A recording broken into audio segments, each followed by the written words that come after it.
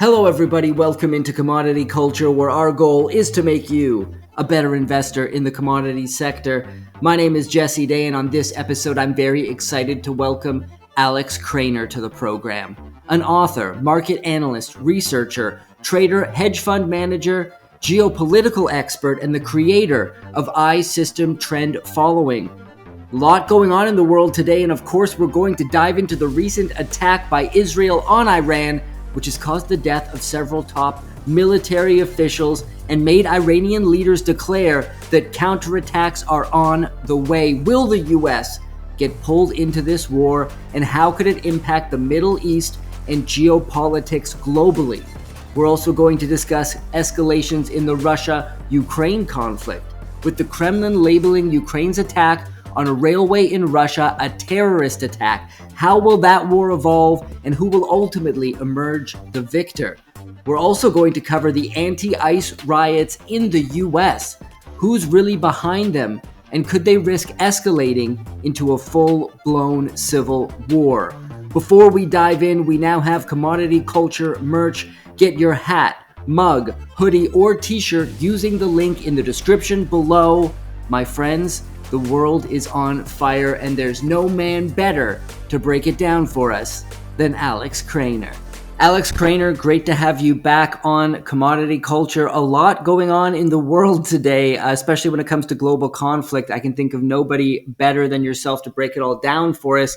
Of course, we have to start with the recent attack by Israel on Iran. I'm going to read you something from Al Jazeera. Israel has attacked several Iranian nuclear facilities and military sites and carried out assassinations of top military officials and nuclear scientists.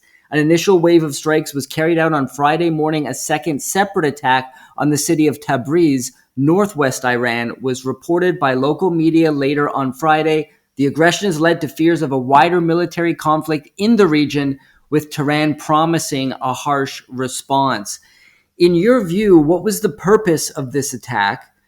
We saw initially reports that Trump had no idea about the attack, and now we're starting to see reports, at least initial ones on social media, that Trump actually did plan the attack with Netanyahu in secret, and the fact that he was claiming he didn't know was some kind of ruse. I don't know how to separate the signal from the noise here, but what are your thoughts on what has occurred and what could be the consequences for the Middle East and the world? Well, ostensibly, Israel feels that Iran's possession of nuclear weapons is an existential threat to Israel. But beyond that, Israel also feels that Iran having any kind of a nuclear program is an existential threat to Israel. And Iran possessing ballistic missile is also an existential threat to Israel. And also cruise missiles and all other kinds of weaponry. So I think that what Israel is trying to get out of this is a regime change in Iran. So this has nothing to do with peace. This has nothing to do with Israel's security. This has everything to do with hegemony. And Iran is an obstacle to Western hegemony in that region.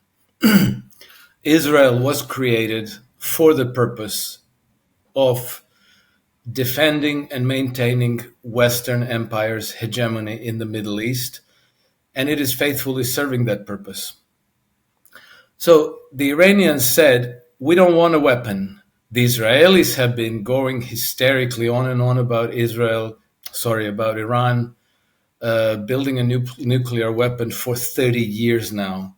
In 1995, at the latest, we already have it on record that the Israelis, I keep mixing Israel and Iran, that the Iranians are 5 years from having a nuclear weapon.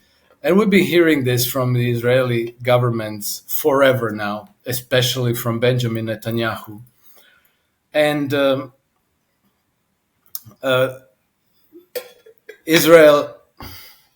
Iran never threatened anybody. Iran hasn't bombed any of its neighbors. Iran hasn't been hostile to any of its neighbor. Iran didn't threaten Israel apart from promising a retaliation for their October 2024 attack.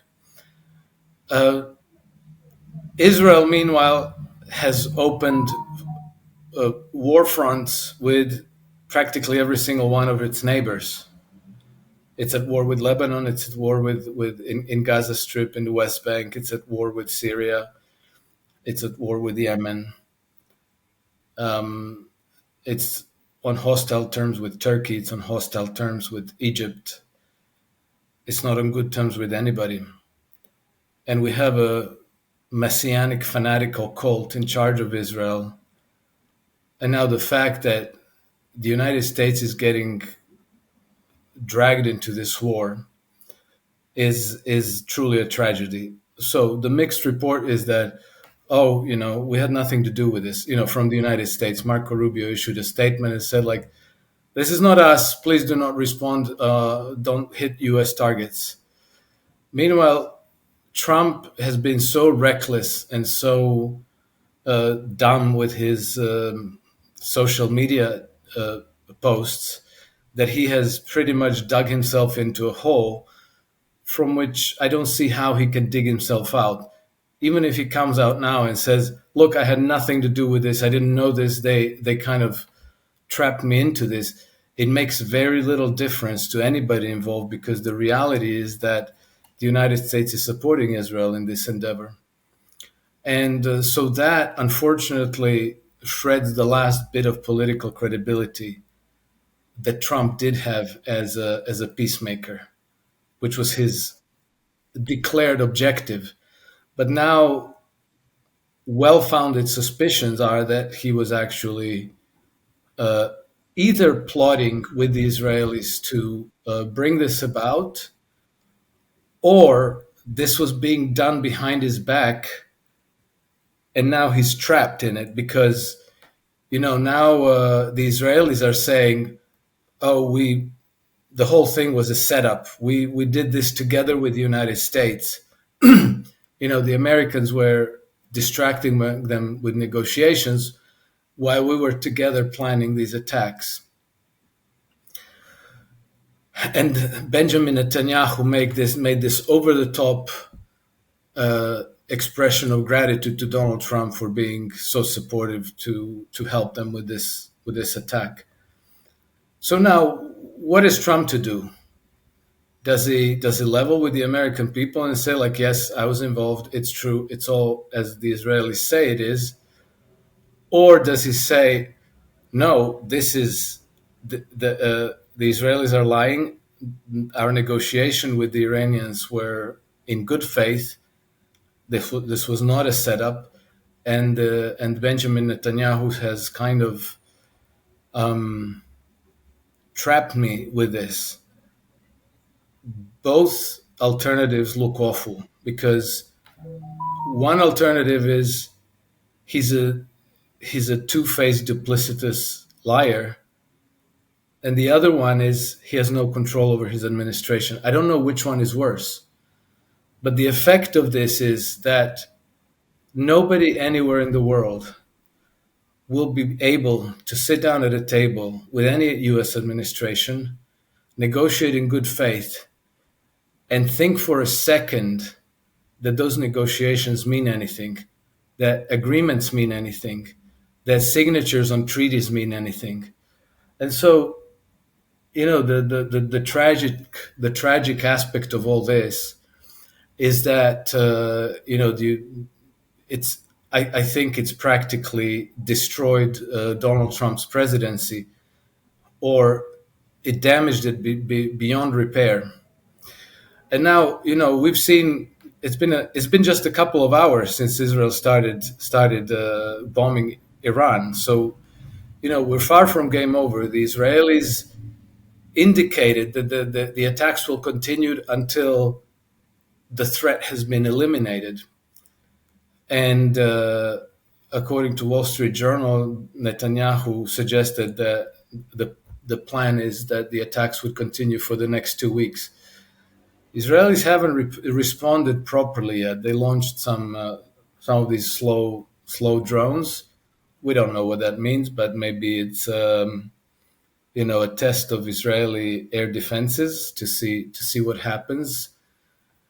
But almost certainly a larger attack is going to follow. And the question is, will the attack include U.S. military targets in the region? And so right now, it's anybody's guess. We might see closure of the Straits of Hormuz. We might oil price move into triple digits. We might see interest rates spike. We might see stock markets crater. It's going to be a very, very bruising event, and it's going to, turn global events in a direction that nobody can predict. But it's definitely pitting the West. It's pitting the West against the rest of the world in a war that might not be possible to avoid anymore. We don't know what consequences this is going to have on Turkey and in Turkey. We don't know how this is going to impact Egypt. We don't know if maybe there's going to be a regime change in Jordan.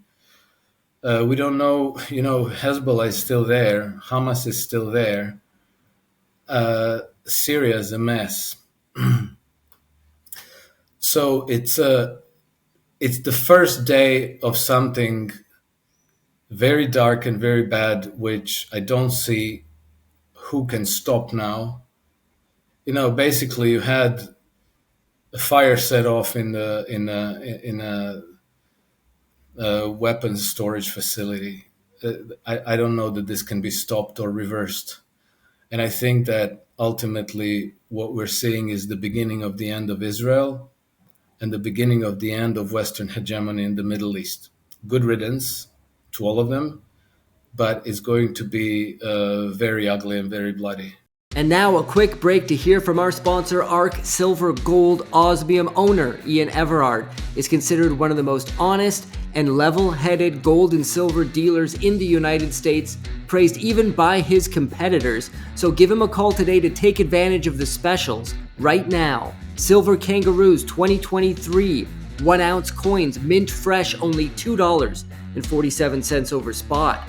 Mint fresh silver maple leafs 2025 coins, 1 ounce, $2.87 over spot. While supplies last. Reach out today at 307-264-9441 or by email at ian@arcsgo.com, and make sure to tell him that Commodity Culture sent you. And now, back to the interview.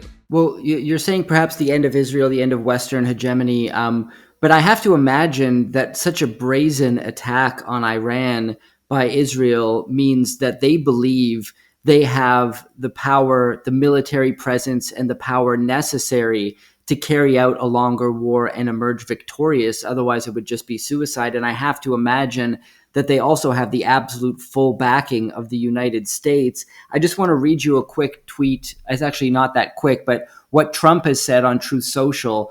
We're talking about, could he come out and walk it back and say that he wasn't involved? I think this post makes it impossible. He said, "I gave Iran chance after chance to make a deal. I told them in the strongest of words to just do it, but no matter how hard they tried, they just couldn't get it done. I told them it would be much worse than anything they know, anticipated, or were told, that the United States makes the best and most lethal military equipment anywhere in the world by far, and that Israel has a lot of it, with much more to come. Certain Iranian hardliners spoke bravely. They are all dead now, and it will only get worse." The tweet goes on, but he's basically completely implicating himself and the United States and saying, we're going to keep helping them and they're going to keep attacking you unless you somehow capitulate and decide, okay, sorry, we're going to, discontinue our nuclear weapons program or whatever it is. Is this going to backfire tremendously? And I think you believe it will. And if so, how could they miscalculate this heavily? How could they just decide to launch this sort of extraordinarily aggressive attack, kill top Iranian military officials? What do you think their mindset is? First of all, I don't think that the Israelis have the capacity, either militarily or economically, to sustain a long war against Iran. I think that the idea is to get the whole world implicated in a big, massive military escalation, to draw the United States into the conflict, to draw NATO into the conflict, to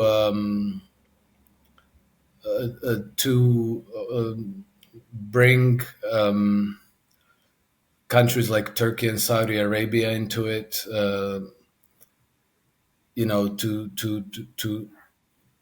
To destroy the newly established diplomatic relationship between Iran and Saudi Arabia, to provoke Iran into responding in a very heavy-handed manner, and then let the United States fight it out. The same United States that couldn't subdue the Taliban after 20 years of trying in Afghanistan. Iran is not the Taliban, and they just demonstrated that they were not able to subdue even the Houthis in Yemen. So the whole thing is insane. I think that maybe these clever, devious strategists at the Mossad and MI6 and CIA thought, hey, that thing we did in with Hezbollah, how we took them down and how we took down Syria, Bashar al-Assad's government, we can do the same to Iranians. And then we're going to eliminate them. And then, we're going to install our own government there. So bring the Shah again, Shah, the son of the Reza Pahlavi, Shah Reza Pahlavi, who has been schmoozing around with the Zionists and the Israelis. He's obviously a puppet in their pocket. And so maybe the optimistic idea is that they will prevail by a quick shock victory by decapitating the Iranian regime. If the Iranian regime survives, I think they're completely screwed, because neither the United States nor Israel can prevail in a long war against Iran.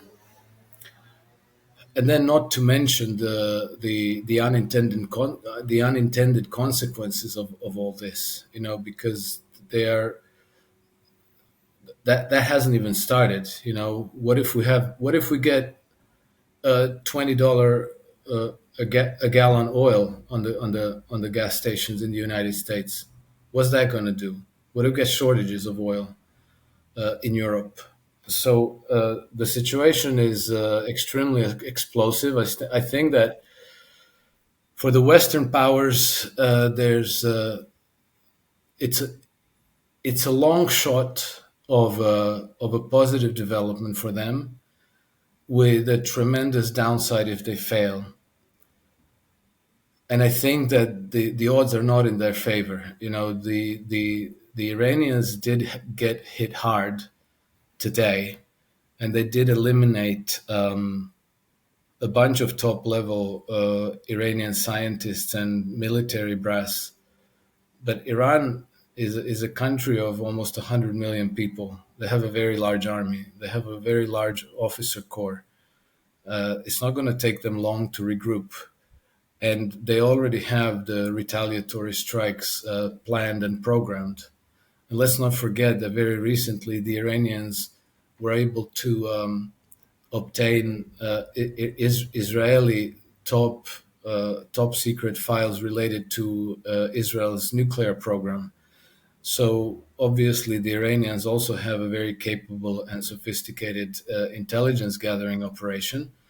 And not only that, they also have support from Russia and support from China. And so I think that this was extremely ill-advised. And I would like to point out also that the logic of the need for regime change in Iran while it's being executed by the Israelis, the need for that regime change sits at the City of London and on Wall Street. That is who needs hegemony over the Middle East. That is who is putting the pieces in place to eliminate the Iranian regime, because it's a challenge to their domination of that very resource rich area of the world. And so the Israelis are a genocidal rabid dog there. They're doing the dirty work. They're doing all the killing to their heart's content.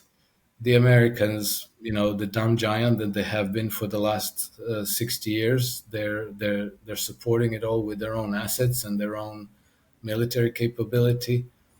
But ultimately, the beneficiaries of that regime change would be Wall Street and the City of London, and that's who everybody's fighting for.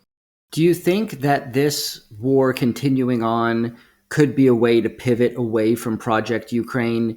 Or do you think they're going to press a war on two fronts in this case? They're going to keep pushing for, European troops on the ground in Ukraine. They're going to keep up with the talk of we need increased military spending because Russia is an existential threat to the whole European bloc.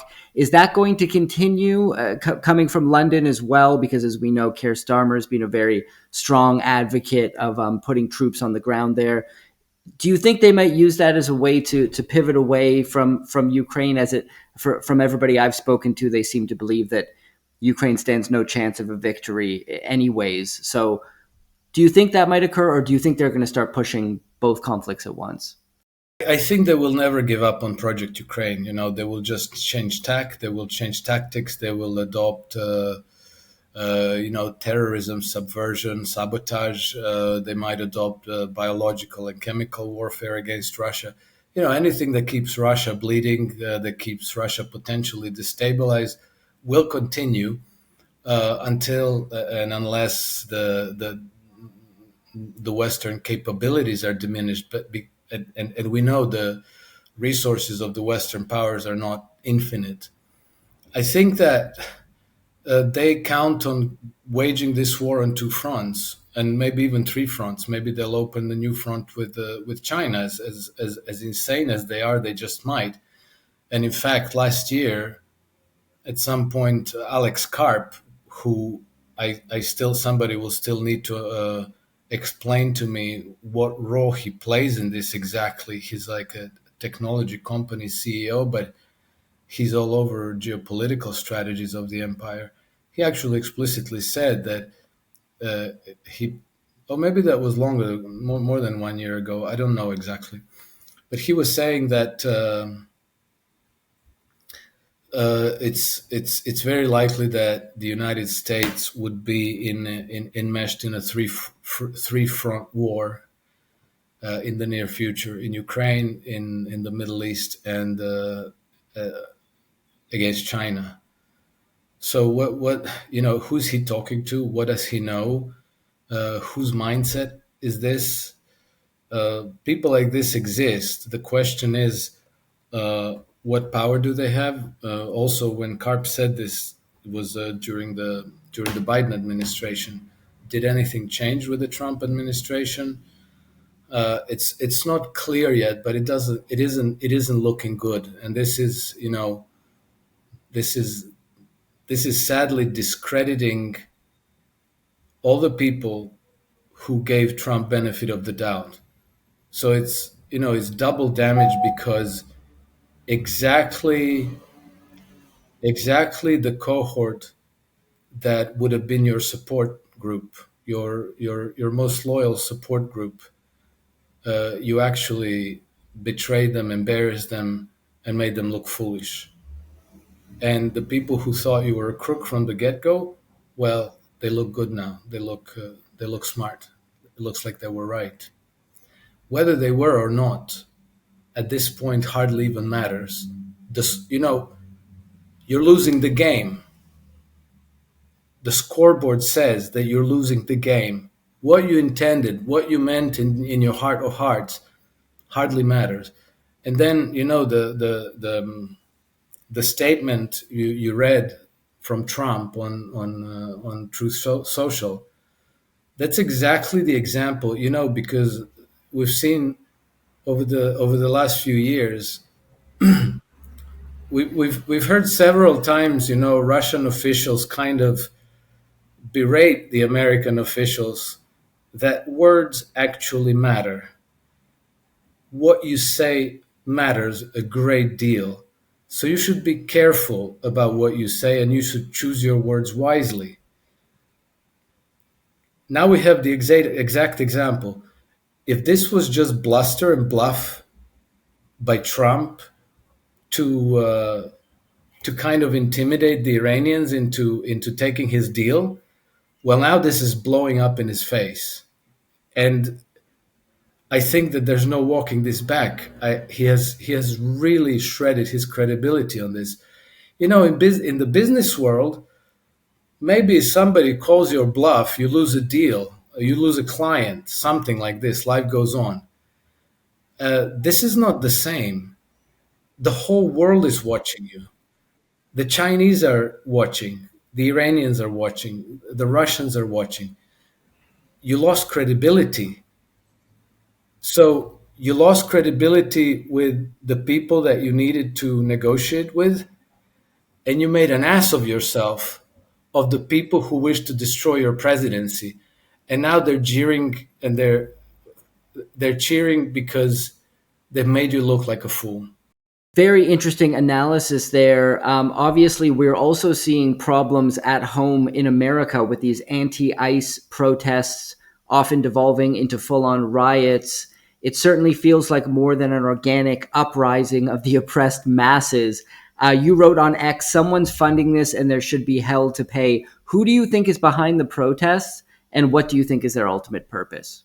I think it would be hard to say who is behind it specifically. We know of a handful of them, but I think that generically you can always, okay, stepping back a little bit, taking a higher altitude view.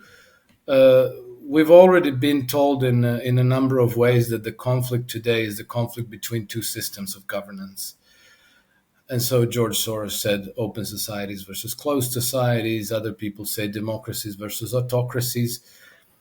Basically, what you have is, they mischaracterize it. Democracies versus autocracies. That's for public consumption. The conflict is between the Western Empire and the whole rest of humanity, at home and abroad. Basically, the Western Empire is the rule in the West by these occult money lending oligarchs who foment colonialism and imperialism, and whose modus operandi is conquest, subjugation, colonization, regime change, assassinations, bribery, and these types of things. And their ability to prevail in the world, because we're dealing with primarily European hereditary banking families. In order for them to prevail, they need a hegemon. They need a superpower that's fighting in their corner, and the only one that's available to them is the United States. So now, Trump coming to power jeopardizes their game, because he has explicitly said that the world order that they were imposing, what he called the post-World War II order, is now obsolete. Not only that, it has been weaponized against the United States, and that his administration would embrace multipolar integrations and deal with other countries in a different way, in a respectful, constructive way. And so far, so good. He has, until today, that is, he has engaged in constructive negotiations with the Russians, with the Chinese, with the Iranians. Whether that was sincere or not sincere, the jury's out. We all have our beliefs, but let's say that it appeared that he actually did take that turn. And I think that the fact that he was sincere in this sense was and has been corroborated throughout his uh, time in office and before during his election campaign by the collective European political class and the media, because they absolutely hate him, and there isn't a day that goes by that they don't have some really ugly, disparaging story in the news about how horrible Trump is.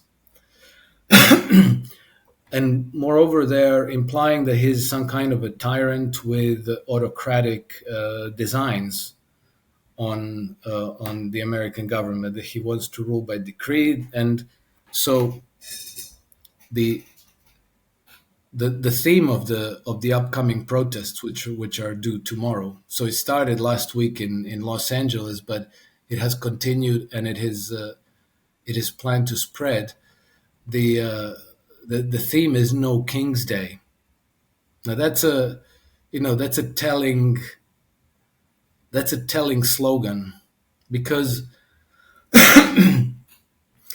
the the obsession with eliminating kings, the obsession with preventing autocrats from coming into power, has always been one of the main obsessions of the money lending oligarchies for 2,000 years, for more than 2,000 years. So the Roman money lending oligarchy eliminated the last Roman king in 509 or 508 BC. And since then, the Romans have pretty much, during the Roman Empire days, they would basically kill or banish or imprison anybody if they suspected that they have ambitions to become kings. So they would accuse you of seeking kingship, and then they would send the Senate, Roman Senate would send death squads to deal with the leader and with all his followers, and they ended up slaughtering thousands upon thousands of people. And we know that many of would-be reformers of the Roman system were accused of seeking kingship and eliminated or banished from Rome. The most famous one of them was Julius Caesar, but there was also there were dozens of others, the Gracchi brothers, Catiline, and there's a few dozen names actually. And now it seems that we're back to this obsession of no kings. And I randomly read a few months ago that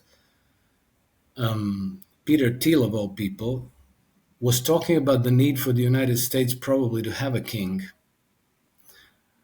So it seems that this conflict of antiquity between so-called democracies and autocracies is coming back. But just to make clear what the conflict is all about, without a king, there's nothing and nobody to check on the oligarchy. So the oligarchy is on top. The democratically elected leaders who you think hold power are pawns and puppets, and the real power lies in the hands of an oligarchy. If you have an autocracy, whether you have a king or you have a strong presidency or whichever, risks for them, there's a risk that an autocratic leader or an authoritarian leader could check their privileges, could curb their powers. This is what happened in Russia when Vladimir Putin came to power, which is why they hate him as much. Because before Vladimir Putin came to power, Russia was ruled by a group of oligarchs, and they were called the Sembankirshchina. Okay, that means the rule of seven bankers. And so these people were appointing and sacking government ministers at their will. The ministers were told, you will do what we tell you, and if you don't, we will eliminate you. And this is how it was until Putin came to power. And Russia, as a result, in the 10 years that these oligarchs ruled Russia, Russia was turned into a complete basket case, from a superpower, from a global superpower, into a complete basket case. The economy uh, dropped something like 40 and 50% of drop in the GDP. 40% of people fell below poverty line, something like 15% were in destitute poverty. Uh, the average monthly salary in Russia when Putin came to power was $58 a month. Uh, you know, Professors, scientists drove taxis to survive. People pawned their belongings. Nurses became prostitutes at night. It was really ugly. It was awful. And then Putin came to power, and what did he do? One of the first things he did is he curbed the power of the oligarchs. He lined them up. He told them the rules of the game are you carry on business as usual, pay your taxes correctly, treat your employees correctly. And the third most important rule was stay out of politics. And this one was the tough one because it meant no more running Russia. Focus on your business. Don't do politics. And then a few of these oligarchs challenged him, and basically some legal battles ensued, which the oligarchs lost. And then I think two of them ended up emigrating to Israel. And the biggest of them, Mikhail Khodorkovsky, who was a trustee for Jacob Rothschild's interests in Russia, he was slammed in prison. And he ended up serving a 9-year sentence for tax evasion. Was like Al Capone. But he ended up in prison all the same. And so, from that time on, Russia has recovered. It went from a complete basket case to a thriving economy. The people's standards of living has improved dramatically. And Russia is now a vibrant, diversified economy with high technology, with good education, good standard of living, and all that. And it's also come back to become a military superpower again. So this is the difference between, curbing the power of the oligarchs or not curbing the power of the oligarchs. I believe that Donald Trump had the sincere intent to curb the power of the oligarchs, which is why they have been attacking him viciously and relentlessly since he came into politics. But I think that now this two-pronged attack, one at his credibility in the eyes of the world with this Iran attack, and the other one with this No King's Day that is planned for tomorrow, Saturday, 14th of June. I don't, I think it's going to be very, very bruising, and the Iran attacks have already kind of destroyed his presidency to maybe the damage is irreparable. I don't know. Well, let's end by stepping back and taking a look at the bigger picture. And I want to touch on a piece you wrote on your Substack, a very interesting one called Life in the Feedlot or on God's Green Earth. You wrote that in the West, quote, we are less prosperous, less healthy, and less free than we were 30 years ago. Our health has decayed. Rates of chronic illnesses, depression, obesity, and drug use are exploding. In your view, is this all by design? Who are the puppet masters pulling the strings, and why would they want Western societies to collapse? Before I do hand it over to you, I've heard all sorts of theories. I mean, that these people are just, my belief is that the people at the very top are absolutely brazen psychopaths and that they revel in death and destruction. You could go a step further than that. I've had commentators on this channel say they're actually satanic, they're Satanists, and they create this death and destruction because they hate God's creation and they're serving their master. I mean, and everywhere in between. How do you see things? Well, it actually does appear that way, Jesse. Uh, I think that let's call it the simplest explanation would be that they're doing all this for profit. But it's very strange that they, there are other ways to go about that. You don't have to oppress masses of people, deprive them of future, pen them in 15-minute cities, um, destroy agriculture to make sure that the food supplies are thinning out. Uh, Invest billions of dollars into insect farms and plan on feeding people fodder based on insect protein. There's clearly no need for these mRNA vaccinations and boosters and everything that they have planned for us. And there's absolutely very clearly no need for digital ID or CBDCs, but they're doing it anyway. So it seems to me that it goes beyond making profit. I think that there's some kind of a really um, devious desire to rule and dominate and to try to extend their domination over everything. And then, there's have I have the firefighters right under my window, and they just stopped the siren on. I can't hear myself. It's the deep state. They're Yeah. trying to ruin our interview. And so, it does appear that some of these people are satanic because they sometimes like to flaunt it, even, you know, the jewelry they choose to wear, the subtle signals that they give, in the way they take, you'll have Lord Jacob Rothschild take a portrait with Marina Abramovich, who is apparently a Satanist, and they take a picture below a painting whose and the title of the painting is Lucifer summoning his troops.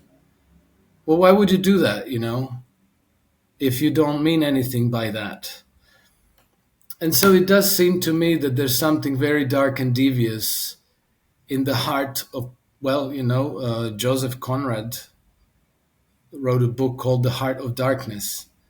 And if you went to school, it was always kind of implied that Congo was the heart of darkness. That's where the heart of darkness is. But if you read the book, it's clear that Joseph Conrad is insinuating that the city of London, that London is the heart of darkness. It's very clear. And I think that, Joseph Conrad picked up on that more than 100 years ago. And I think that it's becoming increasingly obvious that that still is the case. And as you look at the global events happening these past few decades, every time you scratch a surface, anywhere where you have river flowing in streams and rivers, blood flowing in streams and rivers, you'll find the same groups of people scheming. You'll always find the British intelligence, British special services, British secret diplomacy, and they're ultimately all servants of the City of London. And if that seems like a conspiracy, we had last year we had the former Prime Minister Liz Truss, who came to Steve Bannon's War Room, his program on online, and she gave an interview which she said, well, when I came to number 10 Downing Street, became a prime minister, I thought I was going to be in charge. I thought I was going to be able to implement all these policies that I had in mind. And then when I came to the Downing Street, I realized that I don't have the levers of power, that the Bank of England holds the levers of power. Well, what's the Bank of England? Bank of England is the City of London. And so obviously they hold power in Britain, and Britain is the chief instigator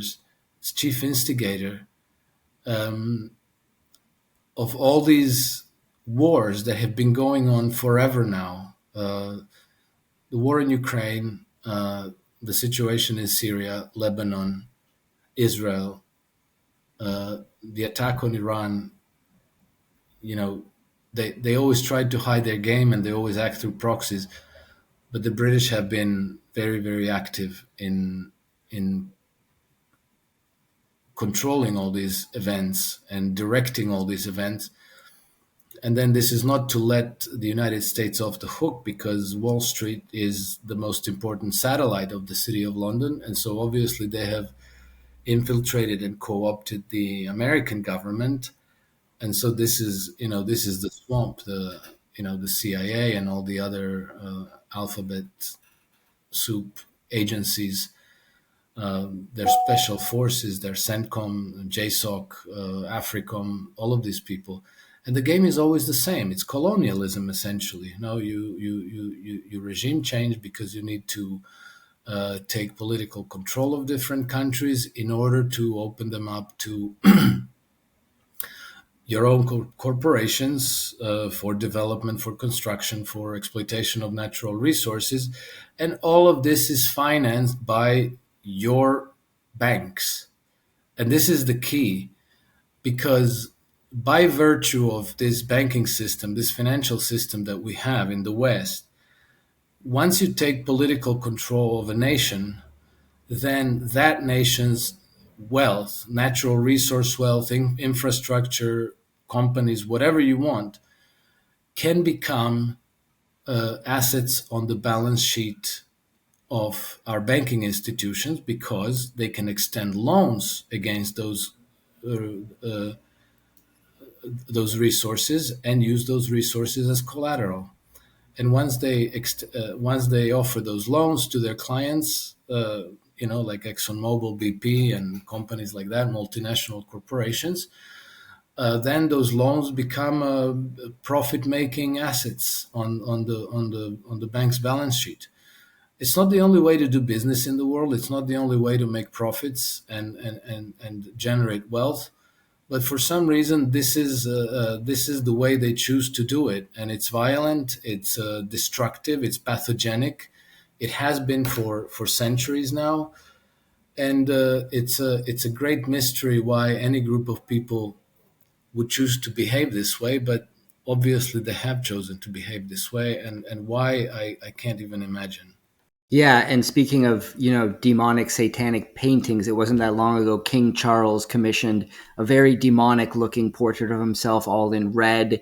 Very interesting to kind of, as a thought experiment, if these people are Satanists, which brand are they? Anton LaVey style Satanists who, according to his satanic Bible, don't believe in God or the devil, but believe that man is an animal just like any other, and it's better to be the predator chasing after the prey. And so by whatever means you can manipulate and coerce to become the predator in that situation. Or do they believe in God and the devil and are serving the devil? Is the god Moloch, the ancient Canaanite god, involved? There's so many rabbit holes we could go down. But for now, I really appreciate your time, Alex. This has been a fantastic conversation. As always, tell us about iSystem Trend Following, your Substack, and anywhere else you'd like to direct people online. Yes, thank you. I publish real time trend following newsletters daily, providing trend following signals for up to 200 individual financial and commodities market. One of the reports is published on Substack, because that allows me to kind of offer it at a low price, which works out to be less than $1 a day, and that is called iSystem Trend Following on Substack. I also have a personal publication on Substack where I just publish articles on a broader range of issues, not so frequently, but they tend to be more thoroughly researched and more refined. And then I'm also active on X. My handle is @nakedhedgy, and then I have a YouTube channel and a website and so on. But it's easy enough. It's easy enough to find from these three main platforms. Great. I'll put a link to all of those platforms you mentioned down below. Definitely recommend people follow your work. Thank you so much, Alex, for coming on. It's been a blast. Thank you again, Jesse. Always a pleasure to join you. And thank you for joining us today. As a reminder, this episode is brought to you by ARC, Silver, Gold, Osmium. Take advantage of their specials today. Silver Kangaroos, 2023 1-ounce coins, only $2.47 over spot. Silver Maple Leafs, 2025 1-ounce coins, only $2.87. While supplies last, reach out to owner Ian Everard today at 307-264-9441 or by email at ian@arcsgo.com, and make sure to tell him that Commodity Culture sent you. And remember, we now have merch. Get your hat, hoodie, t-shirt, or mug using the link in the description below, and I'll see you guys in the next episode. Commodity Culture is a series on commodities and natural resources. If you would like to see more, be sure to subscribe and hit the bell notification so you're always up to date with the latest episodes.